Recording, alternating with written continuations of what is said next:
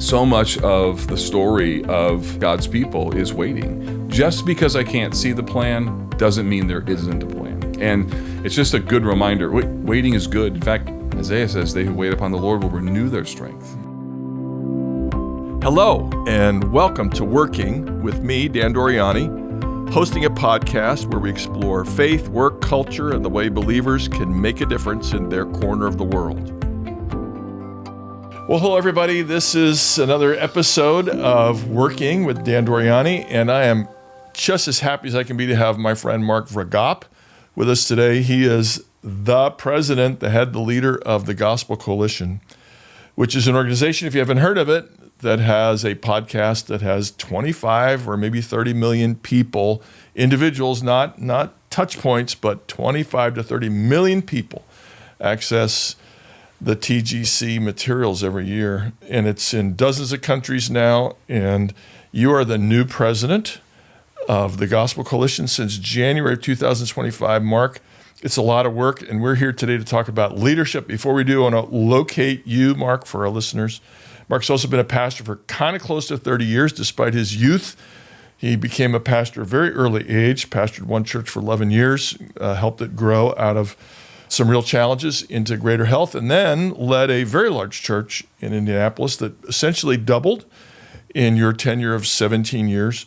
With some ups and downs, you were there during the COVID period, and of course, anytime you lead a large church, there will be little dips and then accelerants, and so you did that for 17 years, so almost 30 years in the ministry. You also wrote a couple books about lamentation and grief and sorrow and weeping, another book about waiting, and honestly, if people know you, they might say, he's not the kind of guy that would write a book about lamentation. I mean, you just go from glory to glory. God's given you a great family. You've had a blessed career. You have friends. And then you wrote a book about waiting, and you seem to go pretty hard and pretty fast. You're driving down the Autobahn at 88 miles per hour. But that's who you are. That's my introduction. You're also just a nice guy. I mean, I really like you, and God's given you gifts to lead. What would you like to add or subtract from my introduction, Mark?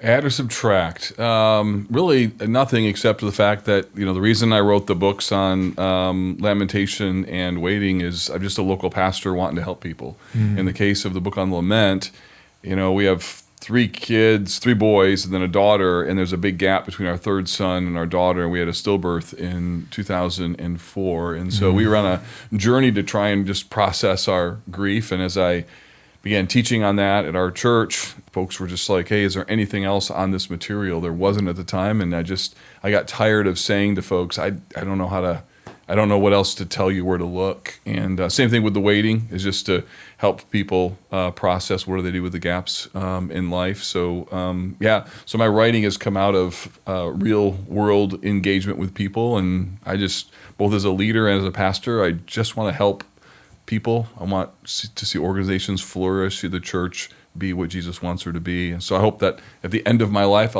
people would say, he was helpful.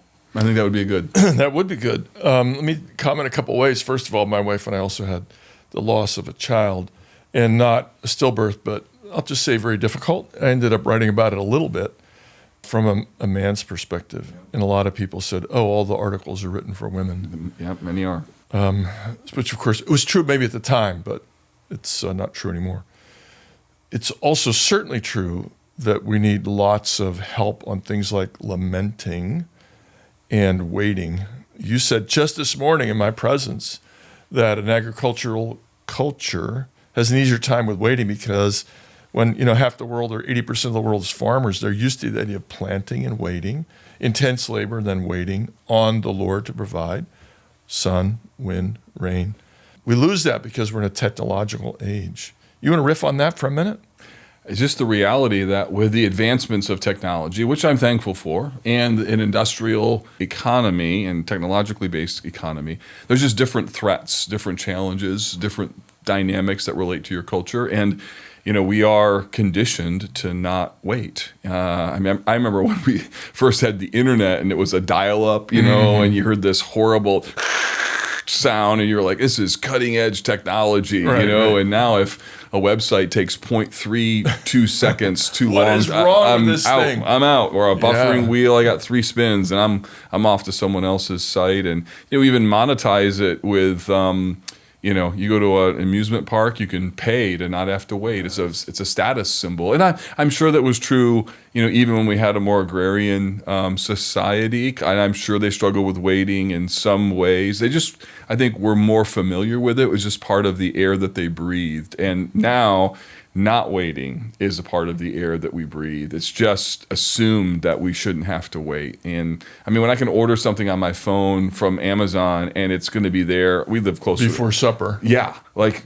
do you want the 3-hour delivery or do you want it the next day? I'm like, oh, so it's just, and that literally affects the product that I buy. It's crazy. So and I think from a spiritual standpoint, so much of the story of God's people is waiting. And even what we're doing now, we're waiting for the return of Jesus. So understanding how to handle hard moments when we suffer through grief, and then how to think about how to connect our souls to the reality of who God is when we face gaps is just really important. And quite frankly, I wasn't very good at grief. And I'm not very good at gaps, so I write books to try and help me get better. And if other people can be served by them, well, that's great. And this is why I wrote books about work, because I'm so lazy. Is that right? And I was don't hoping think that's true. That's not true. motivate myself That's to finally not true. get going. Yeah. Let me just go back to technology and the life we live.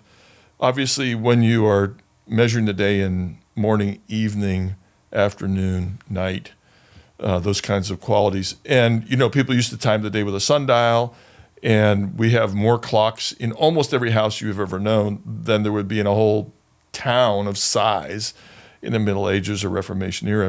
We're just focused on time and efficiency, and the machines never stop. And we have warehouses that are run by robots, because then you don't need heat or air conditioning or light or anything. And it just goes and goes and goes.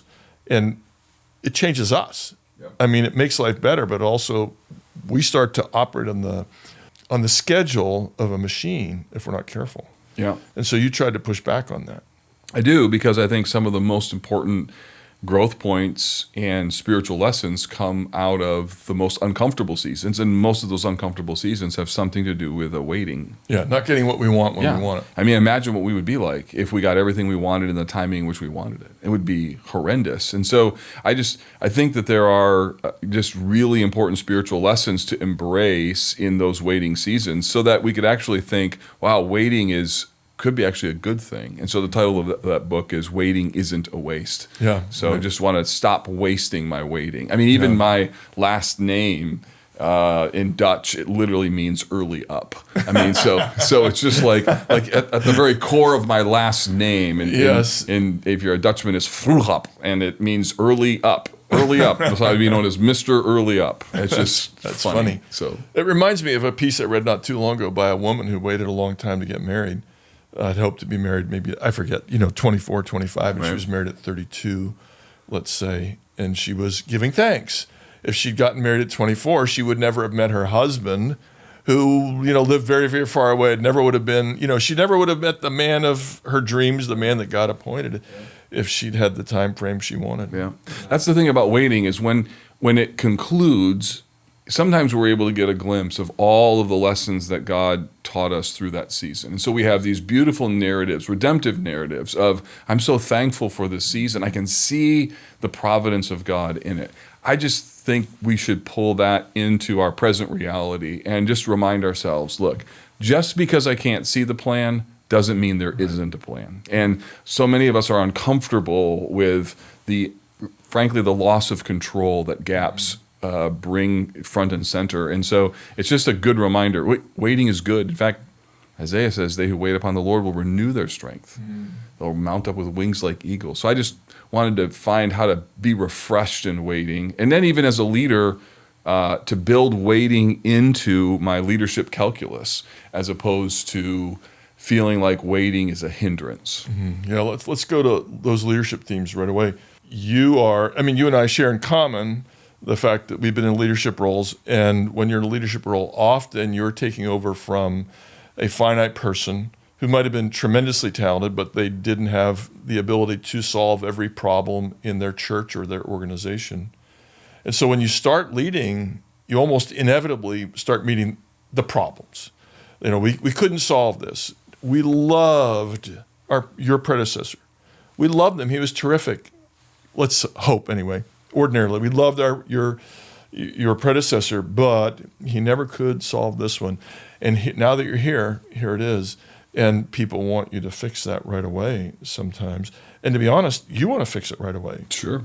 Because you have this conversation and you realize it is a problem and it is damaging the organization. But let's pull back instead of saying, let's solve a problem right away. We agree that we want to do that, but it's hard. When you walk into a leadership situation, what's the first thing you do? I'm asking not only particularly what did you do first when you came to TGC in 25, but also maybe your other time stepping into leadership and when you're maybe on a board or a team that maybe you weren't in charge of. What do you do first? Yeah, I think in my communications training in college, the first rule of public communication is know your audience. The second rule is know your audience. The third rule is know your audience.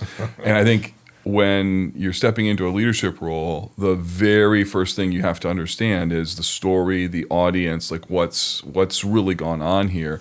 And, people are complex, organizations have layers to them. There's conflicting narratives, and we just have to reserve the snap judgment. Now, sometimes you have to make a decision with a limited amount of information, but Sorry, can I just say, Yep. You always make decisions with limited information. You know what, that's true. But sometimes it's more limited than other times. I Yeah. mean, we never know enough. We never know enough. But sometimes you're desperately short of information. Yes, yeah, and maybe I should put it this way. You're more short of information than what you're comfortable in making a decision with. Right. That would probably be a more accurate way to say it. But I think the first thing you just have to be able to do is take stock, listen, hear the stories, gather as much sort of information, and then allow the Lord some time just to give you wisdom as to what is it that's actually true, what's the essence of the problem, and then figuring out, okay, of this situation, which are the easier and the quicker things that can be decided to kind of get us started and to build some trust. This yep. person can actually label, identify, and act upon Yep. a sore point, and that builds credibility. Right. So we always want to do that. Yeah, because trust is, I say that trust is the currency of ministry. It's the currency of any kind of leadership. But listening is the first step to really understand a problem, but then also to be sure that you reflected back, that the person knows that you understand. Right. And then to not be quick to develop solutions that are just your attempt to try and fix the situation quickly, because usually complex problems they didn't get there overnight, and they're not going to get resolved overnight. My dirty, inaccurate rule of thumb is however long it took you to get into it, it's going to take you that long to get out of it. I don't really mean it literally, but you don't solve a 2-year problem in 2 months. So in your experience, has that dynamic changed over the years? Did you see that the same way when you were in your 20s versus now that you're in your 40s? Well, no, first of all, I'm not in my 40s. Second, nobody trusted me with anything when I was in my 20s. Okay, there you go. That's not quite true. Of course, as you get older and you have more scenarios under your belt, people say things like, I'm sure you've seen this before. And that is usually true, actually. You haven't seen this, but you've seen something akin to it. And you can say, so I encountered this. It seems vaguely similar. I'm sure there are differences. Is this kind of like the situation I'm describing to you right now? Or have I missed it? And if you say it is the same, then people think, oh, they're coming with their template. But if you say this could possibly be the same, but please correct me where I'm wrong, then you do get a little bit of credibility for some experience you've had, more than when you're, say, 30 or 35 or 40. So if I have one more question on that. So do you think that experience has proven to be helpful, or do you feel like experience at times can also cause you to be like, oh, I've seen this one before, I know what to do here? I'm going to say no. I don't think I've ever been guilty of that full bore. First of all, no two situations are the same. No two people are the same. No two organizations are the same. There's always a wrinkle. There's always, this fits a pattern, but loosely so. The other thing is, it's just, I find problems interesting. And, you try to listen to the problem, but you're also listening to the person. And you're listening to things like, how wounded is this person? Even if the situation's the same, you can have 3 people work for a difficult boss. And one of them says, he was difficult, but I loved him and I could get my work done. Another person is somewhat hurt by the behavior of their boss. The other person is still recovering a year or 2 later, not because they're an inferior, weaker person. Maybe they're more sensitive, or maybe it aligns with some dark moment from their past. Maybe the behavior of that boss was like their cruel coach or father or mother or something along that line. So because you have to listen to not only the facts of the situation, but you also have to listen to the person, it seems immensely variable to me in a good way.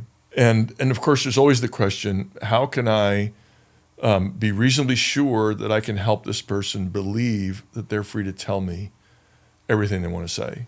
Because you and I have both been in the situation where some people say to you things that are true, and then 4 months later, they'll say, I wasn't sure I could trust you with this. Sorry, I trust you now. Yeah. And sometimes they'll tell you things a year or 2 after you wish they had, and they just learned that they could be betrayed, that knowledge could be used against them, and they wanted to make sure. I'm guessing that's happened to you. At any rate, you take all that together, and no 2 situations are so similar that you could possibly be bored by it unless you were just exhausted as a person. Did you always find problems interesting? Looking back, the answer is yes. When did you know that you found problems interesting? Well, I mean, it fully dawned on me just a couple months ago. A couple of months ago? No, I'm just kidding. Okay. No, I mean, when I was 35, my wife and I moved, 33, my wife and I moved to Western Pennsylvania from Maryland. And we were visiting churches. And we just said, we should visit this church. And I think this is our church. And we kind of looked at each other and said, why this church? And I said, because we're a sucker for lost causes. No, it was a gross exaggeration. The church had wonderful, beautiful traits in it. But it really did have some challenges.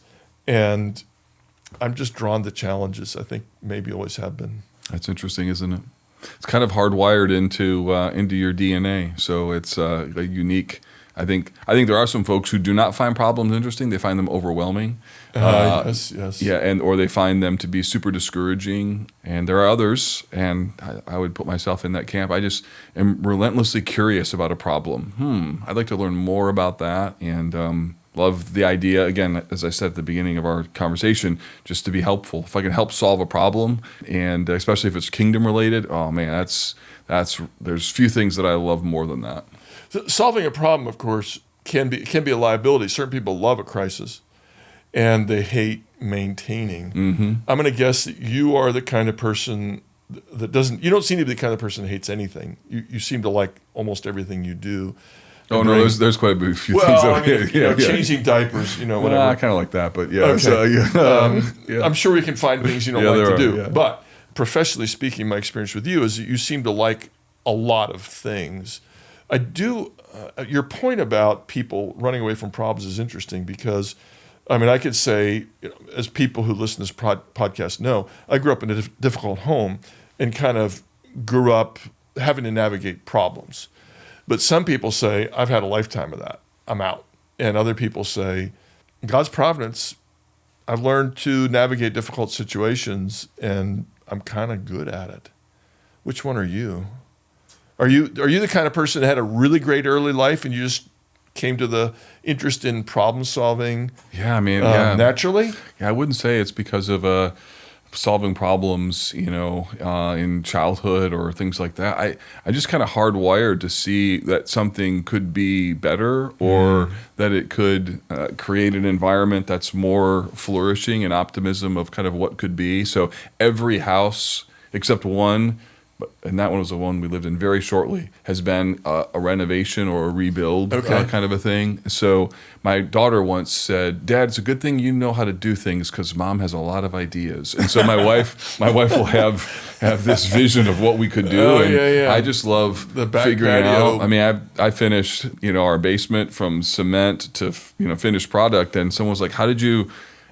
how'd you do that? Well, I bought a series of YouTube videos and just did what the guy told me to do on the YouTube video. I mean, I find that to be exhilarating. So just to see a situation that's complex and trying to find a solution to it. Now, we could talk about the dark side of that. The dark side is when there are problems that aren't able to be solved, either not just quickly, but maybe ever, is just the problem of excessive grit.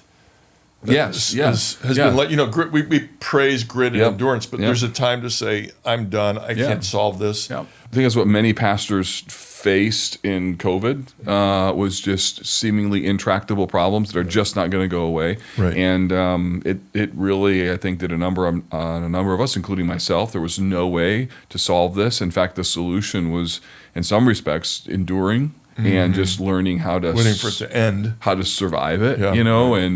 And that's not a bad strategy. It's just if you're a kind of person who likes to get things done or achieve and make things better, surviving feels like it's not a great spot to be in. But depends on the nature of the situation. If you're in a literal war, surviving the war is a good thing. Yes. Right? Not having your country swallowed by another country. Correct. Yeah. Right. So one of the things I've learned over the years about leadership is that when you go into a situation that's difficult, the first thing I like to do is listen, as you do. Go for walks. I like to do walk and talks because it's easier to say some things when you're not looking people in the eye when it's hard. And you just walk and you get some exercise, and it's a lovely day. You're outside. You're not in this room where bad things happen. So we all find our way to get people to feel they can talk to us. One of the things I've started to do, I want to get your take on it, is try to get organizations to label their strengths. Because when things are difficult, people focus on the problem, and will say things like, we're in such a mess, how are we ever going to climb out of this? People have asked me, have you ever seen such a big mess as this? And I laugh. I've seen messes so much bigger than this. You are so healthy, relatively speaking, given what you've just gone through, whatever it might be. And they look at me like, you're lying to me. And I say, no, let's just pause. Let's list all the wonderful things going on in this organization. How's that sound to you? Does it sound like a good exercise? Is that silliness? Is that something you would do? Is that something you've done at Gospel Coalition even? Well, yes, and yes. I think it's a great idea. It's hard when a person's been living sort of in a perpetual world that's difficult or challenging. They have it, hoping is scary. I mean, the New Living Translation in Lamentations 3, it says this: I will never forget this awful time, and yet I will dare to hope. And I love that dare to hope, because to hope that things are going to get better is one of the most frightening things that somebody can do, because you hope, and then if you're disappointed, it just sets you back for a long way. So I think being brutally honest about the reality and being super hopeful is, this is really bad. Let's be candid with, this is really difficult. We don't want to put a spin over what the situation is, but also we want to acknowledge that there's a lot to be thankful for, and also figuring out how to be able to build on our strengths so we can envision a better future. Yeah. So in one situation, I was in a group of people had some real hardships, and they've been going for a while. And they gave me this sort of, it's a mess. I'm not sure what you can do to help us. And I said, let me tell you how I see this. I see this as an organization that has a lovely 7-story office building. It's well equipped. It's got a strong foundation. And a very, very large oak tree fell in a recent storm. And a very big branch went through a bunch of windows in the northeast corner. And the second floor has glass all over the place, and there's water damage on the second floor and the first floor. But it is a 7-story building, and the other stories are doing great.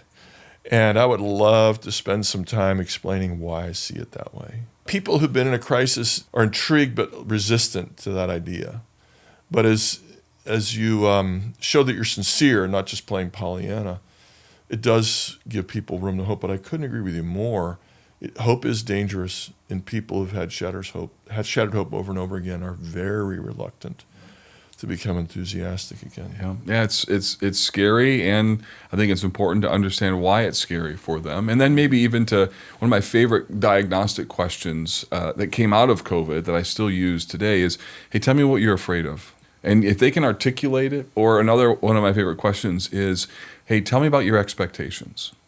Where did you think we would be as an organization? Where did you think you would be at this point in your career? Because I have found that I have a lot of unarticulated expectations that are under the surface, and they really are powerful, and they are emotionally captivating. They are emotionally generating other emotions, other challenges in me that are pretty significant. So if I can name my expectations or get other people to name them, I found that to be a helpful exercise. As in, I expect to be disappointed.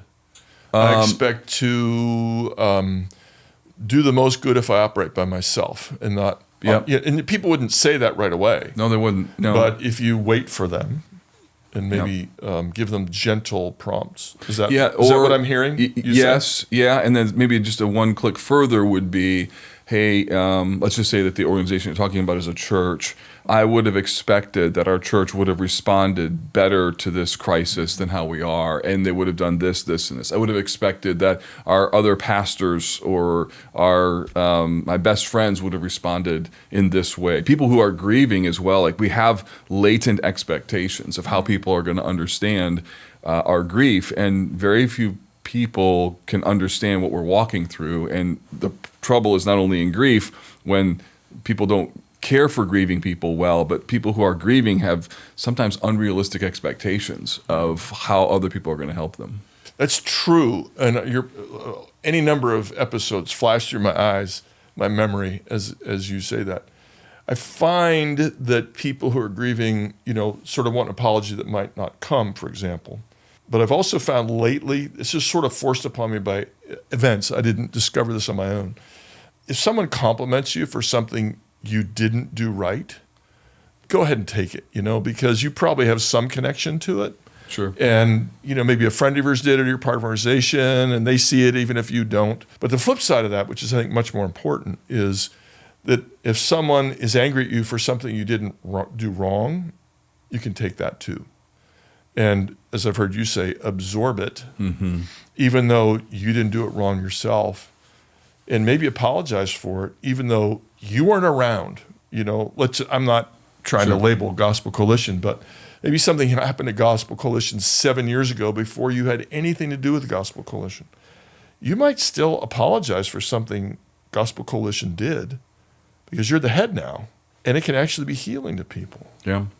Yeah, I think it's an important opportunity to be empathetic and just to be like, man, I'm really sorry that happened, and acknowledge that must have been really difficult and hard, or I could see how that's affecting you. I think just, helping people know that you understand the context of where they've been living is really important. It sort of unlocks. It feels like it unlocks, and I've felt that when somebody acknowledges. Well, I'd imagine that was really hard.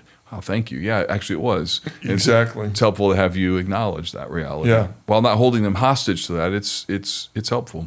Yeah, they might have had nothing to do with it, or almost nothing. Maybe they were some loose part of the organization, but they know that their organization did it, and so they're apologizing on behalf of the others. It's not the easiest thing to do, but I think it's right. Let me go to a different question for you.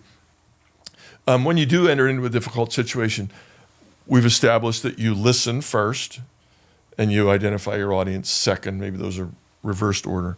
What else do you do after you discern what's wrong and how do I speak to this audience that I have in front of me? What else do you do when you're in a tough spot? Let me imagine for a moment that I am a pastor. I've come to you and I've got a problem in my church. I'm 37 years old. I've been a lead pastor in this mid-sized church for 3 years. Okay, I know I should listen. I know I should consider my audience. What else? I think there's a need to affirm everything that's good, because one of the challenges is the problems that are in front of us can actually make us think that the whole thing is bad, and to be able to kind of figure out how do we build on our strengths. And is there anything good that we could pour more fuel on that by amplifying what's good and right, or the grace that God is giving us, it actually will serve to kind of eclipse the other problem so that we might be able to deal with the problem. But we don't see it as the only thing that's true about our church or our organization. Because the hard part is, I think for most of us, the things that are wrong seem like they're in high definition, and the things like high def TV, and the things that are right seem like they're in black and white, and they really are kind of far away. Like just this last week, one of our vice president of operations, for the way he started a meeting was, I'd like for us to find some ways to affirm everyone on the Zoom call. Let's take 15 minutes and just what would you like to celebrate? And it was amazing. In fact, he said, I want us to do it so much that it actually feels awkward. And it did feel a little awkward at times, but awkward in the sense that we don't do this enough. And there was a lot to celebrate. But quite frankly, we would have jumped onto the agenda with all the things that were tricky and difficult and awkward and like painful. And every organization has those. But by taking some time to celebrate one another, it was really refreshing. Like, wow, we're doing a good job here. This is great. We don't say that, I don't think, enough. Yeah. Label strengths. Tell people how God has used them. You're not necessarily flattering them, right? Or inducing pride. You're saying God has enabled you to do this with your skills and resources. Yeah. And then I think you figure out what are some ways that we could make incremental steps or smaller decisions to try and solve bigger problems and just start moving forward. Because sometimes those complex problems, one decision isn't going. It's so multi-layered that one decision isn't going to truly solve it. Because if it's a cultural issue that's playing into play, like culture's hard to shape and build. If it's something that's involves 2 or 3 decisions, well, can you make the next right decision to try and make some progress? I think just not on a crisis standpoint, but at our church, at College Park, we were trying to figure out how to shepherd our entire congregation, our members, and we had like 2,600 members, and our elders weren't doing a very good job of it. So I created this sort of system with regional parishes, and it was, the elders completely rejected it because it was too much and too complicated. And they had experience with in our circles deacon flock groups back in the 80s and 90s that failed miserably. And so I literally said to them, guys, can we just try and shepherd 100 people each, and maybe people who aren't in small groups? And this was my theme. Can we just do better at shepherding this month than we did last month? So I shortened the time horizon, and over time we proved that we could do it. And now today, after it took 10 years, but we've got regional parishes, elders, deacons, they're shepherding 100 to 200 people, and everyone loves it. But at the time, it was really, really difficult to even get them to believe we could do it. So let's just get us a few small wins to prove that we can actually pull it off. That's definitely right. As you know, I've been an interim pastor on a number of occasions at churches, and I've always thought that the first business, whatever people tell me needs to be fixed, the first thing you need to do is have a good worship service. By good, I mean, of course, God-centered, Christ-honoring, and so forth. But I mean, if you have been singing bad songs at the wrong pace, get better at it. I mean, and if you have too many announcements and they're boring, work on the announcements and preach a good sermon. Work hard to preach a good sermon. And Sunday morning, if Sunday morning's better, if worship is better, you gain credibility for other things that may be more difficult. And Sunday morning, I'm not trying to say that Sunday morning worship, preparing a sermon, getting the music right is easy, but it's kind of straightforward. Practice the music, make sure it's singable, work on a sermon, make sure it applies to people and actually expounds the word of God, and don't waste time. We know how to do this. We may not know how to solve this impossible problem over here, but you do gain trust and credibility when you just do some things right. Yeah. Let me go to this related question. How do you gain trust as a leader? Wow, that's a really good question. Or you can start. Give us a couple points. You don't have to give the... Well, I think it relates to who you are as a person, first and foremost. I mean, just in terms of your godliness, the way that you make decisions, your kindness and treatment. By the way, people. you make decisions, you mean not autonomously, not snap decisions without informing people, consulting people. All of that, but I think so not only the process of how you go about making decisions, but also that the decisions that you're making are actually the right ones. Mm-hmm. I remember years ago, a guy told me, at my previous church, I could gain consensus and then make a decision. And he said, hey, but the size of your staff now, you actually have to give them input and then you make the decision.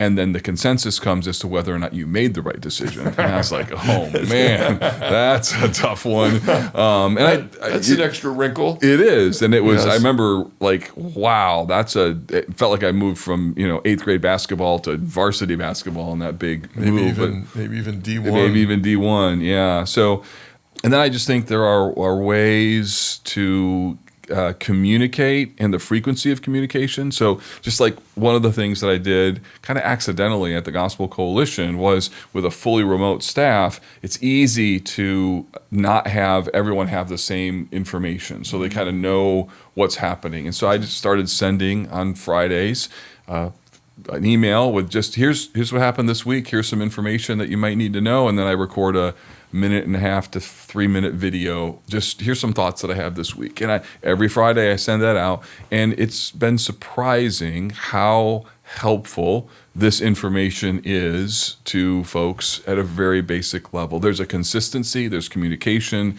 people know what's happening, and that Especially when there's no water cooler Correct. or lunchroom. Yeah. Yeah. So that builds those rhythms, that there's predictability. So for instance, in a preaching realm, if someone in the church wonders, oh man, is this the Sunday when the pastor is just going to go off on so-and-so and they're nervous about inviting friends, like that's going to affect your evangelism. Right. But if they can trust, no, I know that I'm going to hear the gospel every week. I'm going to hear a faithful exposition, and I'm not going to be embarrassed. Right. Like that's really important. But that's proven over time.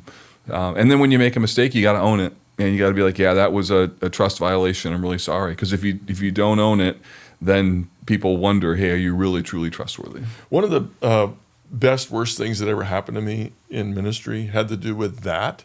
And it's a long story, which I am not going to try to tell. But I radically misunderstood something someone said to me. And as a consequence, I misrepresented him. And a couple of people came up to me very quickly and said, that wasn't accurate, and kind of were wondering if I'd become a liar. And I said, I don't understand what you're talking about. And they were good enough at reading people that they knew that I had not deliberately lied, Sure. that I'd missed something somehow, and conversations and so forth. My first opportunity after that, I said, I misrepresented somebody. I didn't do it on purpose, but I misrepresented them. I am so sorry. Please forgive me. And I have to tell you, my credibility went up so fast. Yep. Because so many people make a mistake. I didn't really do it. It's your fault. You didn't make it clear. I was listening to you, whatever. You could make all the excuses. And maybe honestly, validly, I really didn't hear this person. The way they communicated it did not work for me. They were so subtle that I didn't know what they were saying. I really didn't know what they were saying. But I should have said, I don't know what you're saying. I'm not sure I understand you. What are we doing here right now? I mean, I can own that for sure. And you can always apologize. You can, yep. Because the church is a bunch of sinners who live by grace, and we make mistakes. Yep. And some of them are sins and some of them are accidents, result of finitude. Apology goes the wrong way. Yep. You do communicate really well, if I may just say that, because the board, I'm on the board of the Gospel Coalition now, gets updates from you regularly. And the board and the council get updates as well. And now you've said that also the entire staff. It's great. It takes time. It does. Do you feel like you gained back what you lost? It's effort. A lot of people don't communicate because it takes too much time. They overthink it. They want a perfect communication. I don't know. Give us your philosophy. Yeah, I mean, it's a faith investment because, I mean, in particular in an online environment, but the same is true at one level in church. You don't always know what the impact is of what you're doing and if it works. And so one of the things I think is just important for leaders to do is just ask questions. Hey, do you find those emails that I send helpful?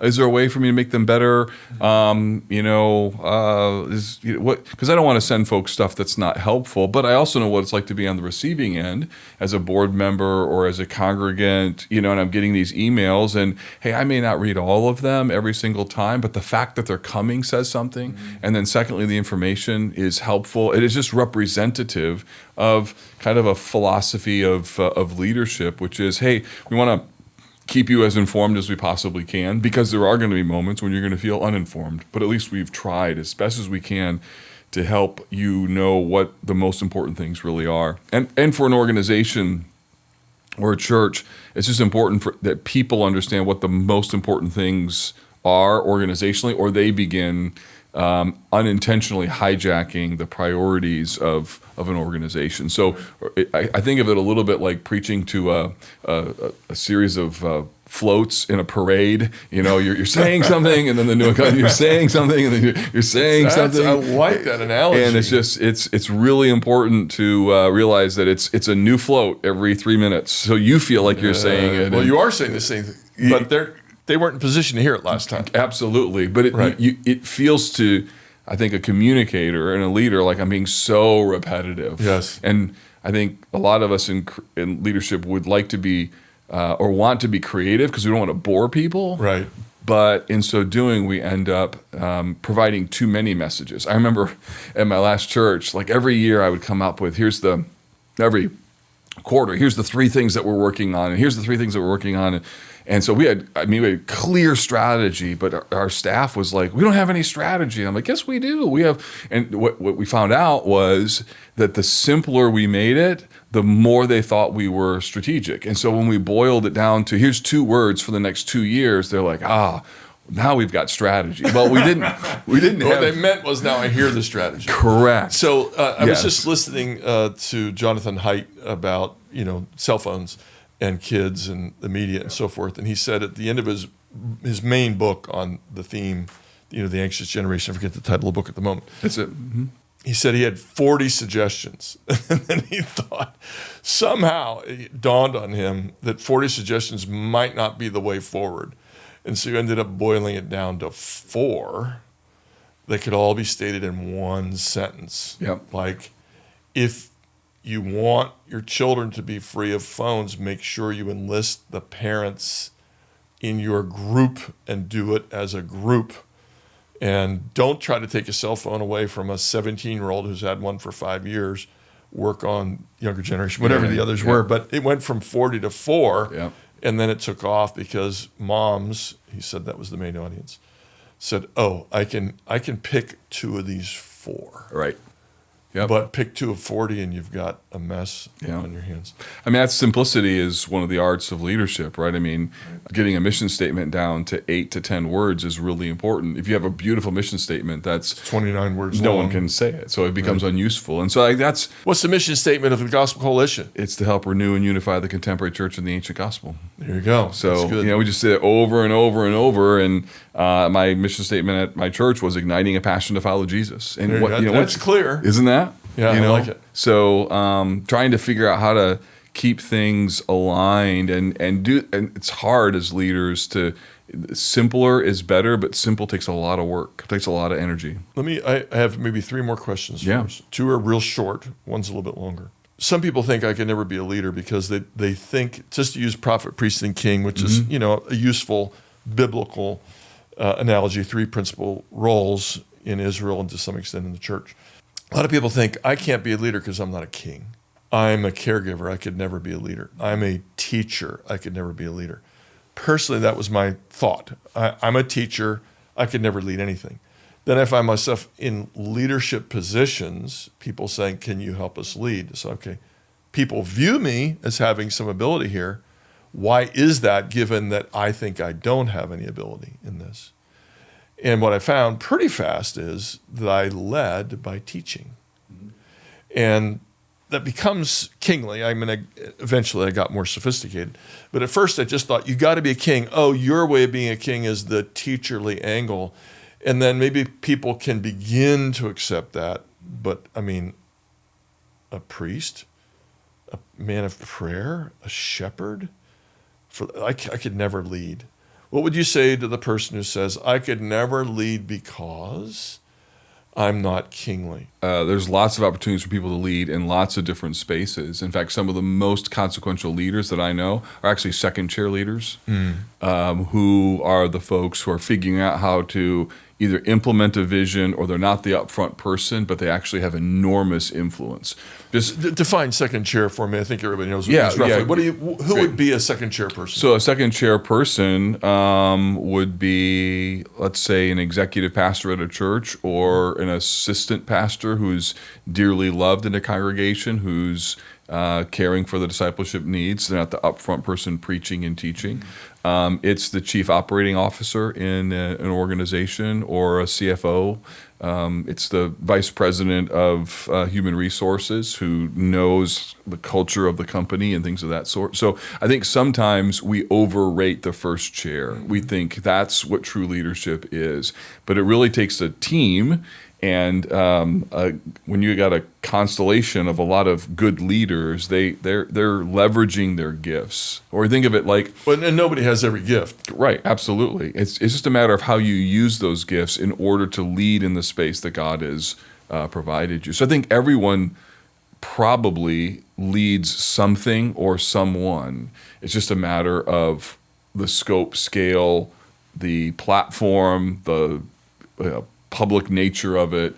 I think too many people think leader is first chair, spotlight, platform, charismatic person, and that's one kind of leader, but there's a lot of other great and amazing leaders. Yeah. Just because you're not out front or the head or in the first chair doesn't mean you can't have significant influence. Yeah. All right, 2 questions, rapid fire. It means you can't go more than 60 seconds. Okay. You were identified at a conference. Oh, aren't you Mark Vroegop? Aren't you the guy that's in charge of some Christian ministry? Can I ask you a question? I aspire. He's 27 years old. I think maybe God's given me leadership gifts to lead organizations, maybe nonprofits. What do you have for me? You're going from the first floor to the 44th floor. You got 55 seconds. Yeah. Who do you know that's a leader who you'd want to follow after? Get where that person is and find out what kind of person they are and walk as they walk. Secondly, be sure you really understand who you are and what you're good at and what you're not. Ask 3 people who are closest to you, what's something that I'm really good at and what's something that nobody wants to tell me that I need to know. That's good. You covered that in by this 30-second floor. You have one more, or are you done? No, that's good. Okay. I will say this, that last thing that I just said, I actually have a little document that when I disciple somebody, I give them that little formula of what's something I'm good at, what's something I'm not good at, and what's something that I need to know that no one wants to tell me. And I actually have them give that physically to 4 or 5 people in their life, and then they have to collect it, bring it back, and show me. And one guy who he gave it, he had the courage to give it to his mother-in-law of all people, wow. which is crazy. Yeah. And he said, I said, how'd that go? He goes, I literally ran out of the house after I gave it to her. And what was so refreshing for him is when he gave it back, when he got it back, he got teary-eyed, and he was like, my mother-in-law knows me, and yet she loves me. And it was refreshing for him to know it's okay to be you, man. And it's okay for someone to tell you you're not good at this, and for you to go, yeah, you're right, and I'm still okay. And I think that emotional self-awareness for leaders is really important. Defensiveness kills leaders. Yes, it does. And certainly knowing what you're bad at is so good for you because it keeps you humble. But it also makes you surround yourself with people with the other gifts that you don't have. All right, that was question number 1. Number 2. 5 years from now, what would you like to look back on the last 5 years and celebrate? I would want my wife and kids to be thriving and feel like their dad, while he was involved in a lot of things in trying to advance the kingdom through the Gospel Coalition, that my grandkids know me. There's lots of memories that they have of time that we spent together.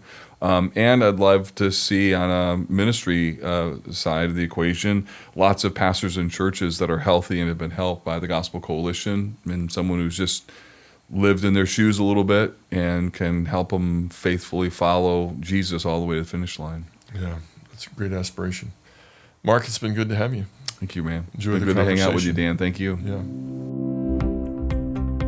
Working with Dan Doriani is a production of the Center for Faith and Work St. Louis. We seek to promote faithfulness in the workplace, in education, in discipleship, and in the stories of believers who've applied their faith at work.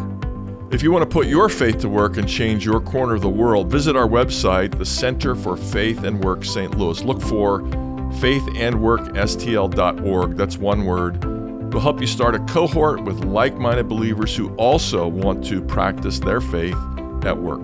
This podcast is donor-supported. To keep us going, please donate on our website. Maybe more importantly, you can support us by listening, by subscribing, by sharing, by liking us, by posting us on your favorite platform, or go old school and tell a friend.